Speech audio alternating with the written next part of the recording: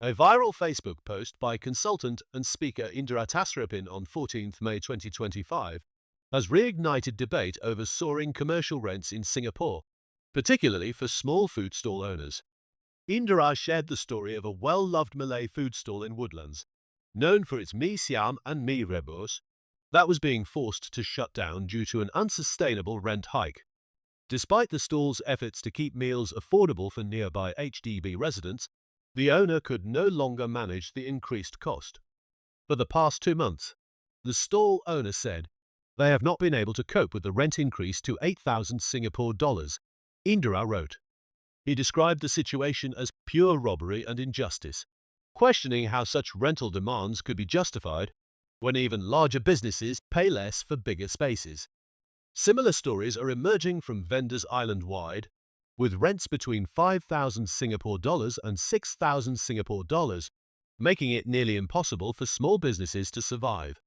Indira called the pattern bullying and appealed to National Development Minister Desmond Lee and Marsiling UTGR CMP Hadi So for intervention.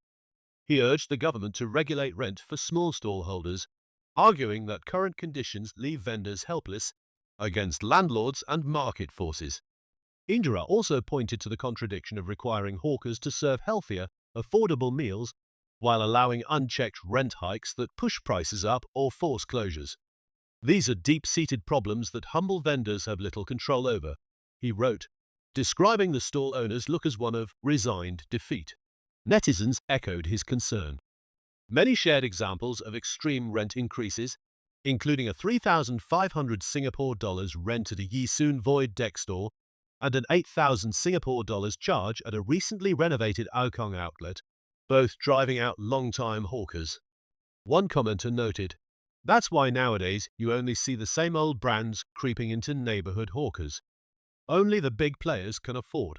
Indira proposed the introduction of rent control policies and stronger housing and development board oversight, warning, "Can't let this fester." The issue is not isolated. In a recent opinion piece titled All Hail the Landlord, Spike in F&B Closures Demand Closer Look, the Peak magazine's editor-in-chief Zat asked the linked soaring rent to a broader crisis in the food and beverage industry. According to Zat, Singapore is losing over 300 F&B outlets each month in 2025, more than 10 closures a day, driven by rental inflation. Citing data from 2024 and early 2025, Zat noted prime retail rents surged to 27.80 Singapore dollars per square foot, pushing out independent outlets like Floor Patisserie, which closed 2 stores after a 57% rent hike. Even Michelin-starred restaurants like Brocci and Arti Daniel Sperindio have shuttered.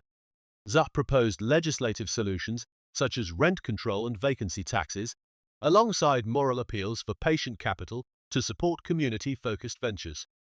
But he questioned whether Singaporeans are ready to sacrifice profit for social good. When only large chains and venture-funded franchises remain, we haven't merely lost small businesses, we've lost something fundamentally irreplaceable, he warned.